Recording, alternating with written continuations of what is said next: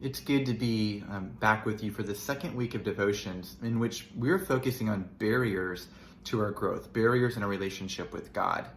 And many of you have shared that this idea of fear and anxiety are huge barriers. And so we're going to dive into those themes this week. The first 3 days, we're going to focus on fear, and then I'm going to pass it off to one of my colleagues, and we're going to focus on anxiety those next 2 days. So for fear, for these next 3 days, we're going to dive into 3 verses in the book of 2 Timothy. Because Timothy was a pastor who was overwhelmed, plagued by fear. And Paul's instruction to him, I think, is going to be very, very helpful for us. Here's the theme that we're really going to focus on this week. So I would encourage you, write it down or memorize it. Here it is. Fear paralyzes, love mobilizes. We're going to see this theme that love propels us into action while fear seeks to keep us paralyzed. So let's dive into the passage. 2 Timothy chapter 1, verses 6 through 8. And here is how it reads.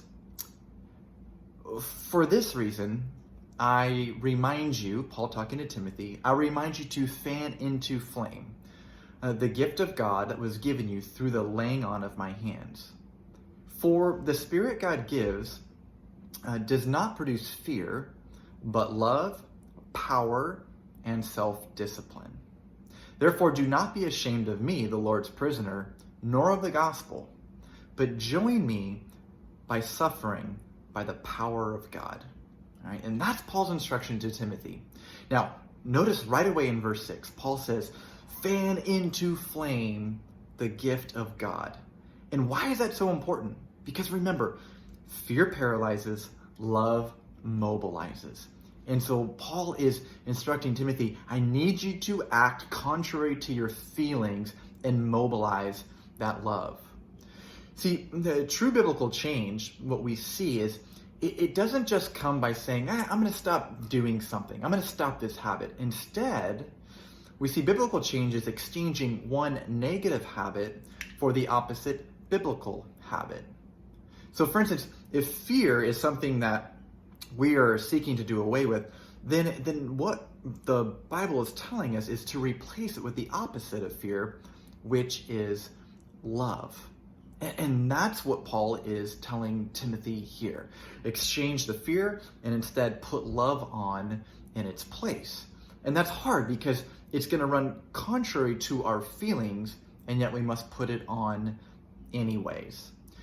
Listen to this passage in the book of 1 John, chapter 4, verse 19. This is huge, all right? So listen to it. Perfect love casts out fear, for fear has to do with torment. So you see this idea of the opposite of fear is love. Perfect love casts out fear. Now I want to share just a very personal, honest, transparent story from my life when I was filled with fear. Many of you know at the age of 19, I made some real horrible choices and I ended up being incarcerated. And at one point, after I'd been a Christian for a while, I remember one day there was a Bible study that consisted of all African American inmates. Now, prison is a very racially segregated place. And I felt God prompted me to join that, and I was scared to death. I didn't know what that would mean for me physically. I didn't know socially. I would be an extreme outcast. And God was prompting me, in order to overcome that fear, I had to act. I had to act contrary to everything that I felt inside. And by His grace, I went, and it was instrumental in my faith journey. And I believe we all have situations like that. But here's the bottom line. Our feelings are going to tell us one thing, but we must counteract them by acting according to God's word. We must put a higher premium on God's word than even we do our own feelings. So my encouragement is identify an area of fear, and what would it look like to walk in love in that area?